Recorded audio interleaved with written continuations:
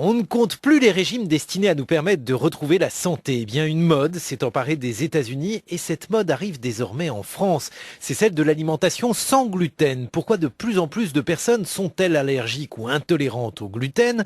Peut-on considérer le gluten comme un aliment à éviter? Il fallait s'y attendre. Après le lait, c'est au tour de la farine d'être mise sur la sellette de nos peurs alimentaires. Une odeur de soufre flotte autour du blé, du seigle et de l'orge à cause du gluten qu'ils contiennent. Le gluten serait-il devenu mauvais pour la santé? Beaucoup d'anglo-saxons le croient et cette conviction arrive en France. Pour faire le point entre vraie maladie et fausse intolérance, je suis en compagnie de Yoram Bounik, chef du service de gastro-entérologie à l'hôpital Beaujon. Bonjour Yoram Bounik. Bonjour. À côté de vous se trouve Brigitte Jolivet. Bonjour. Bonjour. Vous êtes présidente de l'association française des intolérants au gluten. On dit, Brigitte Jolivet, que 500 000 personnes, soit 1% de la population française, souffrent d'une intolérance ou d'une allergie au gluten.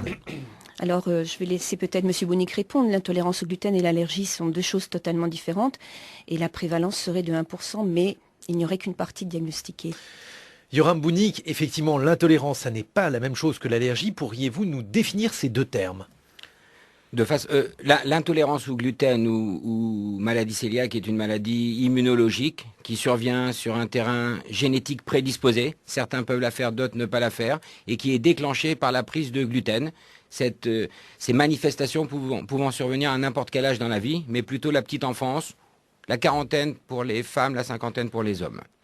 L'allergie, pour bien marquer la différence, l'allergie est un phénomène d'hypersensibilité immédiate avec une réaction immédiate, quelle que soit la dose de substance ingérée. Donc on ne peut pas ignorer qu'on est allergique au gluten alors qu'on peut ignorer qu'on est intolérant au gluten. L'allergie au gluten est extraordinairement rare. L'intolérance au gluten pourrait atteindre 1% de la population, c'est-à-dire extraordinairement fréquente. Simplement, un mot, il y a une vingtaine d'années, on considérait qu'il y avait une personne sur 3000 ou sur 4000 en France qui était atteinte de maladie cœliaque, donc d'intolérance au gluten, alors que maintenant on estime qu'il y en a 1%, ce qui montre bien que dans l'immense majorité des cas, il s'agit de cas non diagnostiqués. Alors justement, c'est ça qui stupéfie aujourd'hui lorsqu'on regarde la situation. On voit par exemple que le rayon de produits sans gluten dans les supermarchés a cru de manière considérable. Aux États-Unis, il pèse déjà quasiment 1 milliard de dollars. Comment cela se fait-il que de plus en plus de personnes soient intolérantes au gluten, docteur ? Alors on va d'emblée distinguer la vraie intolérance au gluten qui est la maladie cœliaque et la pseudo-intolérance au gluten qui est un état de perception de santé ou autre. La maladie cœliaque, si je peux en dire un mot, je disais c'est une maladie auto-immune qui survient sur un terrain prédisposé, particulier, et pour laquelle il n'existe qu'un seul traitement, c'est le régime sans gluten pour toujours. Pour l'instant, en l'état actuel des connaissances. Quels sont les symptômes de cette maladie ? Les symptômes de cette maladie ont beaucoup changé ces dernières années, puisque avant c'était des signes digestifs. Chez l'enfant, une diarrhée, un retard de croissance. Chez l'adulte également, on pouvait avoir ces signes. Et ces dernières années, on a observé que très souvent, on avait des manifestations qui n'étaient pas du tout forcément intestinales, mais extra-intestinales et qui pouvaient faire suspecter ça. Et ces signes ne sont pas du tout spécifiques. Ça peut être de la fatigue, ça peut être des douleurs articulaires, des lésions de la peau. Mais justement, c'est ça qu'on a du mal à comprendre, parce qu'on se dit que l'humanité a vécu bon an, mal an avec cette allergie ou ces intolérances au gluten. Comment cela se fait-il, d'une part, qu'il y ait une véritable épidémie de personnes intolérantes au gluten, et d'autre part que les symptômes changent, docteur ? Alors en fait, on ne diagnostique pas les mêmes maladies cœliaques qu'avant. Avant, on ne portait le diagnostic que sur les formes très caractéristiques de la maladie, et on avait pour ça un diagnostic qui était histologique, c'est-à-dire sur des prélèvements qu'on faisait au niveau de l'intestin. Maintenant, on s'est rendu compte que dans beaucoup de situations, on pouvait avoir donc ces anomalies histologiques, mais surtout que le spectre de la maladie, les signes, étaient beaucoup plus larges et que dans l'immense majorité des cas, les patients n'étaient pas diagnostiqués comme étant malades cœliaques. S'agit-il d'une maladie grave, c'est-à-dire que si un intolérant au gluten continue à s'alimenter en mangeant du gluten, que risque-t-il ? Il y a un risque de survenue de tumeurs de l'intestin, principalement. Il faut dire dans l'absolu, ce risque est très faible. de façon relative si on a une maladie cœliaque, mais surtout si on a une maladie cœliaque symptomatique et qu'on n'est pas diagnostiqué ou qu'on refuse de prendre un régime sans gluten, il existe un surrisque de survenue de ces complications. Alors, est-ce qu'on comprend pourquoi il y a une intolérance spécifique au gluten? Qu'est-ce qui, dans le gluten, qui sert de liant à un certain nombre de farines qu'on trouve donc dans la farine de blé, d'orge ou de seigle, qu'est-ce qui fait que ce gluten peut provoquer des intolérances? Expliquez-nous. Alors ça, c'est parfaitement bien connu. Le gluten est une protéine chez un sujet sensibilisé, c'est-à-dire qui a le terrain génétique pour développer cette maladie, c'est 30% de la population. Par exemple, en France, il y a une augmentation de la perméabilité intestinale. L'intestin est un petit peu comme une passoire. Les protéines vont traverser l'épithélium intestinal, elles vont être transformées par des enzymes qu'on a tous, et ces protéines transformées vont être présentées à des cellules qui vont déclencher une réaction immunitaire qui va aboutir aux lésions intestinales de la maladie. C'est une vraie maladie immunologique. On entend dire que le gluten est une toxine. Est-ce que vous diriez cela? Non. Non. Ce n'est pas un produit toxique. Absolument pas. Brigitte Jolivet, donc vous représentez l'association des personnes intolérantes ou allergiques au gluten. Alors c'est très compliqué évidemment de s'alimenter sans gluten. Oui, c'est compliqué. Enfin, chez soi, on arrive à se débrouiller parce que quand on connaît bien le régime, on peut s'organiser. Il faut cuisiner. Je pense que c'est le premier conseil que l'on peut donner. Et puis après, il faut apprendre à déchiffrer les étiquettes. L'étiquetage s'est beaucoup amélioré depuis quelques années. Donc, il faut connaître les termes, savoir comment décrypter les étiquettes pour pouvoir choisir ces produits industriels. Mais il y a eu quand même une grosse évolution maintenant et c'est plus facile. Alors, quand on prononce le verbe cuisiner, il tend l'oreille, nous a rejoint. Bonjour Thomas Chauvineau. Bonjour Guillaume. Donc vous êtes allé manger, puisque vous cuisinez moins que vous ne mangez, et vous êtes allé manger sans gluten. Sans gluten, on m'a fait à déjeuner. C'est en effet un intolérant au gluten qui m'a invité hier à déjeuner chez lui. Hein, pour vous faire inviter à déjeuner. Il s'appelle Frédéric, il est suédois et c'est important. Il vit depuis 3 ans en France et ses parents, parce qu'il ne grossissait pas comme il fallait, ont fait des analyses. Ils se sont rendus compte qu'il était donc intolérant au gluten. Frédéric avait 2 ans à l'époque, il en a 22 aujourd'hui et il vit de son propre aveu plutôt bien avec cette intolérance, hein, comme vous le dites. Il sait maintenant reconnaître les étiquettes, même parfois sans les lire, il sait ce qu'il peut acheter ou pas, il sait ce qu'il peut manger ou pas. Et donc, je me suis invité à déjeuner chez lui. Allô? Oui, bonjour, c'est Thomas. Oui, allez-y, rentrez, j'arrive. Je fais souvent à manger chez moi parce que déjà de manger dehors des sandwichs, etc., c'est pas possible. Et Pourquoi? donc, Qu'est-ce qu'il y a dans le sandwich que vous pouvez vraiment pas manger? le blé. Sinon, oui, on peut manger très bien sans utiliser le pain. Enfin, souvent utilisé en France avec tout. Donc c'est un peu difficile, voilà. C'est plus facile en Suède? Oui, déjà, aujourd'hui, ils sont plus avancés ce niveau-là pour les intolérants au gluten. Du coup, les restaurants, souvent, ils font des pains même sans... Enfin, ils s'achètent des pains sans gluten pour accompagner le plat. Ou ils font des plats sans gluten, des pâtes sans gluten, etc. Et même des pizzerias, etc. Même au McDo, on peut aller pour changer le pain, du pain spécial. Et c'est pas du tout le cas en France. Non, voilà. Donc, un oignon. Là, c'est votre frigo, alors je peux regarder un peu ce qu'il y a. Mais il y a ce qu'on trouve dans un frigo normal, quoi. Hop, il y a un peu des surgelés, des poêlés de légumes, et là, vous êtes sûr qu'il n'y en a pas? Voilà, c'est ça. Ah, il y a de l'alcool aussi, vous pouvez boire de l'alcool? Oui. Enfin, normalement, la bière, non, parce que c'est à base du blé aussi. Après, il y a des produits sans gluten, du coup, fait spécial. Ouais, que vous avez là dans votre placard, là, on peut regarder alors? Oui. Alors, déjà, ça, c'est du pain. On trouve facilement? Oui, dans les grands supermarchés. Les produits ont beaucoup changé, beaucoup avancé aussi. C'est mieux maintenant? Oui, bien sûr. Qu'est-ce qui a changé, par exemple? Par exemple, ces champs de pâtes. Les pâtes étaient... c'était une catastrophe à faire, ça collait, enfin c'était une grosse masse et c'était un goût pas très agréable. Mais maintenant, aujourd'hui, c'est bien cuit, c'est clair presque. Et le pain aussi, du coup, il n'y a pas que ce pain sec. Et avant, c'était souvent, je sais pas comment dire ça, quand il n'y a pas d'air, quand c'est pacté, comment dire? Compact. Ouais. Je vais enregistrer un peu le bruit de votre cerveau là qui grésille dans la poêle. Oui, parce que nous, le cervelas, on le mange froid, plutôt en salade. En Suède, manifestement, ils le font revenir à la poêle. Alors Frédéric regrette une chose, 20 ans, c'est l'âge où on n'a pas trop d'argent, on est étudiant. Donc le trip kebab, pour lui, c'est pas possible. Un kebab, c'est 4 euros. Quand il y va avec ses petits camarades, il est obligé d'acheter une assiette qui, elle, coûte 8 euros. Donc c'est quand même 2 fois plus cher. Et puis, il y a autre chose aussi que regrette Frédéric. Il n'y a pas un moment où c'est pénible, par exemple, quand on est adolescent, ou même quand on est enfant, qu'on va au goûter d'anniversaire des autres, où voilà, où on mange pas comme les autres.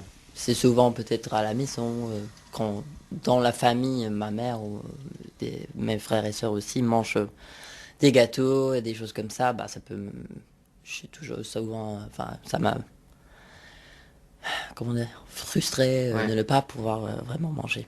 Comme j'ai connu que ça, je sais pas ce que c'est vraiment de manger d'autres choses, donc du coup ça, j'accepte parce que je sais que c'est comme ça, mais ça peut quand même me frustrer. Voilà. Donc là je vais acheter les œufs, je pense. Oui, ça prend un peu de temps. Ouais. Mais pas trop pour moi. Bah, la moitié. Donc voilà, cervelas, œufs, oignons et tomates. Oui. Et vous appelez ça comment? Omelette sûre, sans gluten. On peut dire. Omelette sûre sans gluten. Bah, bon appétit. Oui, bon appétit. Merci Thomas Un Chauvineau peu pour sec ce comme- moment de comme le pain. gastronomie. Alors justement, Brigitte Jolivet, pendant ce reportage, vous disiez que l'alimentation sans gluten a beaucoup évolué, qu'il y a quelques années, par exemple, on trouvait du pain en boîte. Oui, il y a une vingtaine d'années, le premier pain que j'ai acheté était en boîte de conserve. Et effectivement, quand on l'ouvrait, il y avait une odeur de levain qui venait. C'était pas terrible. Donc, en fait, il fallait vraiment. On trouvait de la farine assez facilement. Les pâtes étaient pas terribles non plus. Donc, il fallait vraiment encore plus cuisiner parce qu'il fallait faire le pain, il fallait faire les gâteaux. Mais depuis 20 ans, ça a énormément évolué. Et maintenant, on arrive à trouver pratiquement tous les produits qui sont normalement avec gluten, sans gluten. Même des produits surgelés, on arrive à trouver des raviolis, des cornets de glace.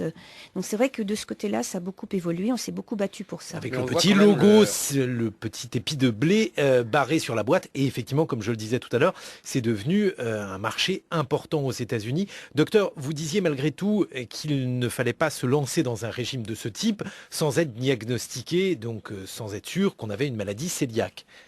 Tout à fait, je voudrais absolument insister sur ce point. Il faut savoir que le régime sans gluten est un régime antisocial. On ne peut plus sortir, on ne peut plus aller chez des amis. C'est très très très difficile. Et même s'il y a eu énormément de progrès, Madame Jolivet est plus au fait que moi pour ça, ça reste quand même quelque chose de très très difficile, quel que soit l'âge dans la vie pratiquement. Ce régime sans gluten, qui plus est, si on le débute, il peut brouiller les pistes et rendre très difficile le diagnostic de vraie maladie cœliaque. Au jour d'aujourd'hui, un régime sans gluten n'est justifié que si on a une maladie cœliaque. Avant, on considérait la maladie cœliaque uniquement lorsqu'il y avait des lésions particulières de l'intestin grêle. Ce champ de la maladie s'est élargi pour des lésions beaucoup plus minimes, on va dire modérées, sans qu'il y ait de signes particuliers. On peut, si on diagnostique une maladie cœliaque, utiliser un régime sans gluten. Dans toutes les autres situations, ça semble abusif, sauf preuve du contraire. Service public, Guillaume Erner. Et une émission consacrée au régime sans gluten, une tendance de plus en plus fréquente aux États-Unis et en France. Et nous avons une auditrice au standard. Bonjour Aline. Bonjour. Vous nous appelez de Paris. Oui, de Paris. Je suis intolérante au gluten, mais j'ai jamais été diagnostiquée. Je me suis aperçue, moi, en 4 jours de régime, que ça avait changé ma vie. Enfin, 4 jours sans gluten, ça a changé ma vie. Parce que j'avais du mal à marcher, et d'un coup, ça a été vraiment, vraiment beaucoup mieux. Et Mais vous n'avez jamais fait de tests médicaux permettant Non. de vous assurer de votre intolérance au gluten? Non, non. Mais mon changement de régime a tellement été radical, a tellement eu un bon effet que j'ai pas souhaité le faire, parce que ça veut dire remanger du gluten. Et moi, ma question, c'était de savoir pourquoi est-ce que l'industrie alimentaire, elle augmentait à ce point-là la quantité de gluten dans les aliments. Parce que j'ai vu un documentaire sur France 5 il y a quelques temps qui disait que c'était passé de 7 à 14. Alors, je ne sais pas quelle est l'unité, mais pour que le blé résiste mieux à ce qui est traitement mécanique qui est subi pour la fabrication du pain, par exemple, eh ben, on augmente le taux de gluten. Est-ce que c'est Dans pas les une aliments. cause Alors de là, l'augmentation Alors il y a deux questions très intéressantes, Aline, que vous soulevez. La première pour Brigitte Jolivet, l'augmentation du taux de gluten dans les aliments. Et effectivement, beaucoup d'auditeurs nous expliquent qu'il y a aujourd'hui dans l'industrie agroalimentaire une tendance à utiliser plus de gluten qu'auparavant. Alors c'est vrai que les blés sont sélectionnés de plus en plus sur leur teneur en gluten. Plus il y a de gluten qui est une protéine, plus la rentabilité est bonne et plus le pain est facile à faire. Puisque le gluten va permettre de donner l'ossature au pain, son élasticité. Et plus il y a de gluten, plus c'est facile. Donc c'est vrai qu'il y a une sélection à ce niveau-là. Et il y a aussi certaines préparations où on rajoute du gluten justement pour augmenter cette élasticité. Est-ce que ça ne pourrait pas expliquer, docteur, qu'il y ait de plus en plus d'intolérants au gluten, le fait que notre alimentation soit plus riche en gluten? Indépendamment du dépistage qui est meilleur de la maladie, il y a effectivement une augmentation vraie de l'incidence, c'est-à-dire du nombre de nouveaux cas. Et ça, c'est lié à plusieurs facteurs environnementaux, dont probablement la charge en gluten dans l'alimentation. Ah, donc vous pensez qu'il y a un lien? Il existe différents facteurs environnementaux. Et par exemple, on sait très bien, chez les enfants, lorsque le gluten est introduit en grande quantité tôt dans la vie, avant l'âge de 6 mois, il y a un surrisque de développer une maladie cœliaque. Voilà, donc on a raison de se méfier du gluten. Il faut se méfier des extrapolations. Oui, mais il faut se méfier aussi. C'est un cas très très particulier chez le nourrisson. Brigitte Jolivet. Il faut s'en méfier que si on est cœliaque. Je veux dire, si on n'est pas cœliaque, on n'a aucune raison de se méfier du gluten. Enfin, dans le même temps, Yoram Bouni expliquait que l'augmentation du gluten dans notre alimentation avait peut-être des incidences sur la multiplication des cas d'intolérants au gluten. Ces cas étaient connus avant l'augmentation dont on vient de faire part. Mais alors, la seconde chose dans la remarque d'Aline, et là aussi, c'est une question qu'on nous pose beaucoup sur Internet, donc des gens qui disent, voilà, je vais mieux en m'alimentant sans gluten, je suis intolérant au gluten, mais je n'ai pas été passer un test médical. Aline a parfaitement exprimé ce qu'il ne faut surtout pas faire. C'est dramatique, c'est lamentable. Le diagnostic de la maladie cœliaque est facile. Il suffit de faire une prise de sang. Dans plus de 95% des cas, on est quasiment certain du diagnostic en mesurant certains anticorps. Si les anticorps sont positifs, on demande toujours à confirmer le diagnostic en faisant une endoscopie avec des biopsies duodénales. Pourquoi? Parce qu'on part ensuite sur un régime à vie, ad vitam aeternam.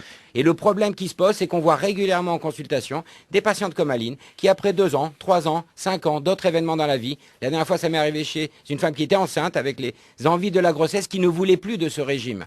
Et quand on suit un régime strict, les anticorps se négativent, les biopsies intestinales se normalisent et on ne peut plus dire s'il y a ou non une maladie cœliaque. Alors attendez, parce qu'Aline est encore au bout du fil. Alors Aline, pourquoi avez-vous choisi de ne pas vous faire tester? Parce que ça veut dire remanger du gluten. C'est-à-dire qu'on ne peut pas se faire tester si on a arrêté de manger du gluten. 2 possibilités. Premièrement, il aurait fallu le faire avant, mais on va pas revenir là-dessus, mais c'est un message que je voudrais donner à tous les auditeurs. La deuxième, c'est un message un petit peu indirect. On sait que la maladie cœliaque ne peut survenir que sur un terrain génétique particulier. Et on peut rechercher ces antigènes par une prise de sang. Et si on a ces antigènes, on a ou on n'a pas une maladie cœliaque, mais si on ne les a pas, on n'a pas de maladie cœliaque, c'est certain. Merci beaucoup Aline pour votre témoignage. Une autre auditrice, Marie-Christine, qui nous appelle de Rennes. Bonjour Marie-Christine. Bonjour. Donc vous avez découvert votre maladie en 1985. Vous avez été diagnostiquée donc porteuse de la maladie cœliaque. Oui, c'est ça. Et votre enfance a été profondément perturbée par cette maladie, mais aujourd'hui vous menez une existence normale. Ah oui, tout à fait. C'est vrai que vivre avec une intolérance au gluten quand on ne le sait pas, c'est un petit peu comme si on vivait au Biafra avec une insuffisance d'alimentation, de vitamines, etc. Et c'est vrai que depuis mon diagnostic de maladie cœliaque, donc j'avais 25 ans, c'était en 1985, j'ai vraiment retrouvé la vie, retrouvé l'énergie, le punch. Et c'est vrai que j'ai eu ma vie d'avant et ma vie d'après. J'ai pu reprendre des études, vite, j'ai pu, chose que, étant petite, j'étais fatiguée en permanence, j'avais du mal à suivre les autres enfants, avec tout ce que ça suppose derrière. J'ai pas grandi entre l'âge de 4 ans et 8 ans, donc bon, c'est difficile aussi socialement. J'étais anémiée en permanence, et après ma maladie, mon régime sans gluten, j'ai retrouvé une vivacité, une énergie que j'avais jamais connue. C'était vraiment une autre vie qui Une forme de renaissance. Ah oui, vraiment. Merci Marie-Christine pour ce témoignage. Docteur, donc on a souvent... Je veux bien rebondir. Le régime sans gluten est quelque chose d'extraordinaire quand on a une authentique maladie cœliaque, ce qui est le cas. En quelques jours, on se sent quelqu'un de différent, rajeuni, beaucoup plus de tonus.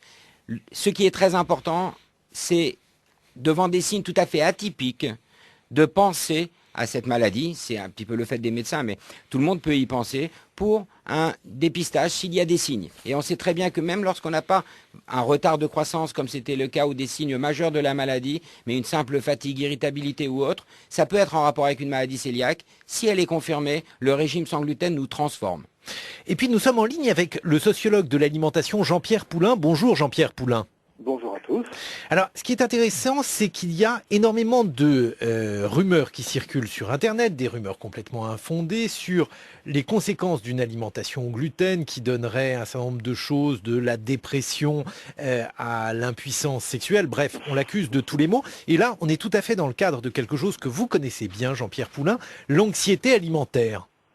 Oui, et elle est un peu exacerbée par une tension contemporaine entre des processus d'individualisation de l'alimentation.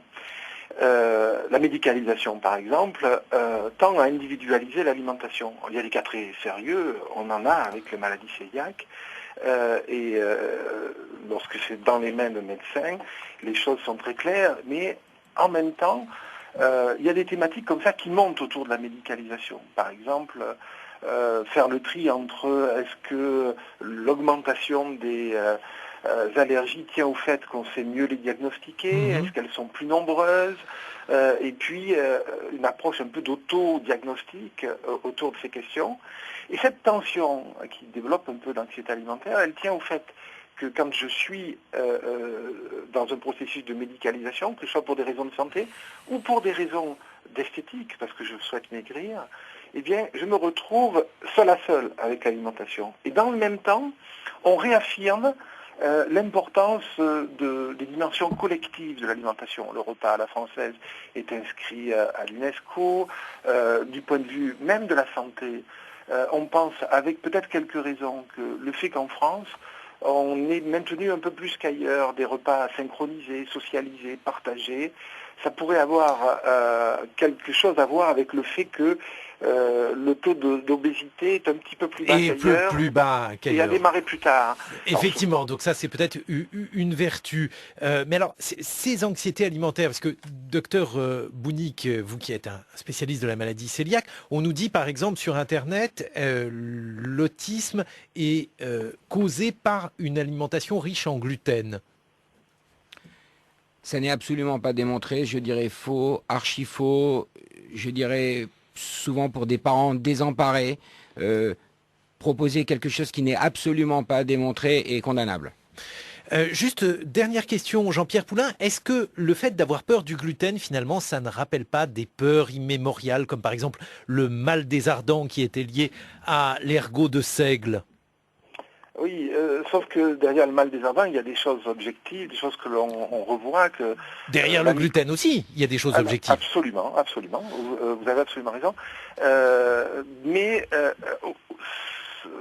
un écho autour de ça. Je mettais l'accent tout à l'heure sur les conditions de cette anxiété, c'est-à-dire cette tension contradictoire entre des processus d'individualisation et d'affirmation de l'importance du collectif. Autour de ça, si vous voulez, ça laisse prise à une question fondamentale aujourd'hui, c'est retrouver des raisons de manger un certain nombre de choses, parce que la science éclaire ces choses-là d'une façon nouvelle, mais il n'y a pas que des dimensions scientifiques. Dans une société traditionnelle, ce qu'on mange est organisé par des routines. C'est-à-dire qu'on ne réfléchit pas à ces questions. Et le développement de la connaissance, et on est Ah oui. probablement au tout début, avec la nutrigénétique et la nutrigénomique, on va avoir à nouveau une accentuation de ces phénomènes. De l'individualisation de l'alimentation. Merci Jean-Pierre Poulain pour cet éclairage. Merci Docteur Bounic. Merci Brigitte Jolivet. On va donner sur notre site toutes les informations pour vous joindre et joindre votre association, celle des intolérants et des allergiques au gluten. Merci d'avoir été avec nous ce matin.